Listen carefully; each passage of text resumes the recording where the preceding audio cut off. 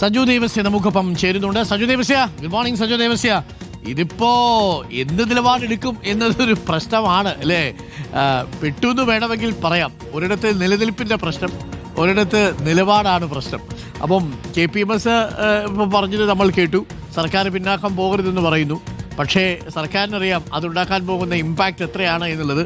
അപ്പോൾ സത്യവാങ്മൂലം 2007 2011 2 സത്യവാങ്മൂലമേ ഉള്ളൂ. പക്ഷേ 2018 സർക്കാർ യുവതീ പ്രവേശനത്തിന് അനുകൂലമായിട്ട് വാദിച്ചിരുന്നു.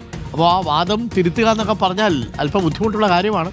അപ്പോൾ ചുരുക്കത്തിൽ പെട്ടു എന്ന് തന്നെ പറയാം അല്ലേ സജോ ദേവസ്യ?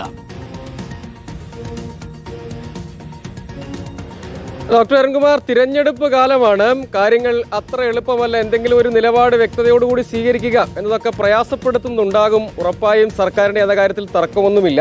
ഈ കാര്യത്തിൽ ഒരു നിലപാട് മുൻപ് സ്വീകരിച്ചതാണ് ഇടത് സർക്കാർ എന്ന കാര്യത്തിൽ തർക്കമൊന്നുമില്ല. നമ്മൾ കാണേണ്ടത് പുനല ശ്രീകുമാറാണ് അത് ഏറ്റവും ഭംഗിയായി ഡിഫൈൻ ചെയ്തിരിക്കുന്നത്. എസ് എന്നും നോ എന്നും പറയാൻ കഴിയാത്തൊരു സാഹചര്യം സർക്കാരിനെ സംബന്ധിച്ചിടത്തോളം ഉണ്ട് എന്ന് അദ്ദേഹം പറയുകയാണ്. അതായത് അദ്ദേഹം പറയുന്നത് പുരോഗമന ആശയങ്ങളിൽ നിന്ന് സർക്കാർ പിന്മാറുന്നത്, അതായത് നവോത്ഥാന സംരക്ഷണ സമിതിയുടെ ഒക്കെ കാര്യം നമുക്കറിയാമല്ലോ.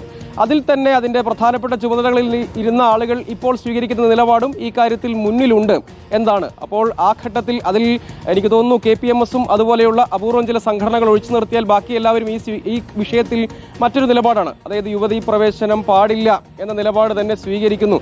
എന്താണ് ശ്രദ്ധേയമായ കാര്യം, അന്ന് ഈ വിഷയത്തിൽ വലിയ നിലപാടുകളൊക്കെ സ്വീകരിച്ച ആളുകൾക്കും അഭിപ്രായം പറയാൻ കഴിയാത്ത സാഹചര്യമുണ്ട്. കാരണം UDF സ്വീകരിക്കുന്ന നിലപാട് അവർ വ്യക്തമായി തന്നെ പറഞ്ഞിട്ടുണ്ട് എന്നത് നമ്മൾ കാണുകയും ചെയ്യുന്നുണ്ട്. അങ്ങനെ വരുമ്പോൾ ഒരു രാഷ്ട്രീയമായി ഇതിനെ എങ്ങനെ സമീപിക്കണം എന്ന കാര്യത്തിൽ ഒരു അഫിഡവിറ്റിന്റെ പ്രശ്നമല്ല ഇക്കാര്യത്തിലുള്ളത്. പക്ഷേ ഒരു നിലപാട് പറയൂ എന്ന് പറയുമ്പോൾ എന്ത് പറയും എന്നൊരു പ്രശ്നമുണ്ട്.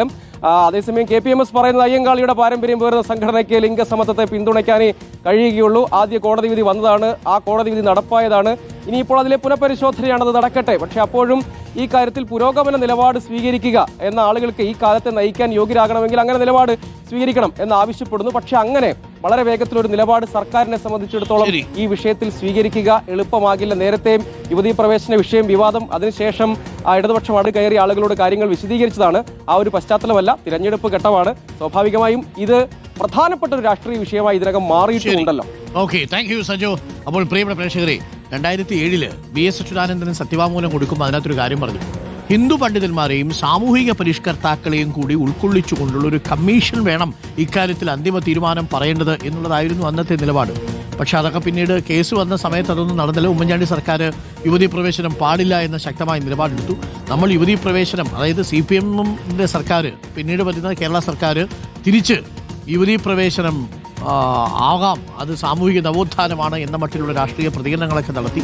ഇപ്പോൾ എന്തായാലും തെരഞ്ഞെടുപ്പിന് സമയമാണ്, എന്തു പറയും എന്നുള്ളതിലാണ് എല്ലാവരുടെയും ആകാംക്ഷ.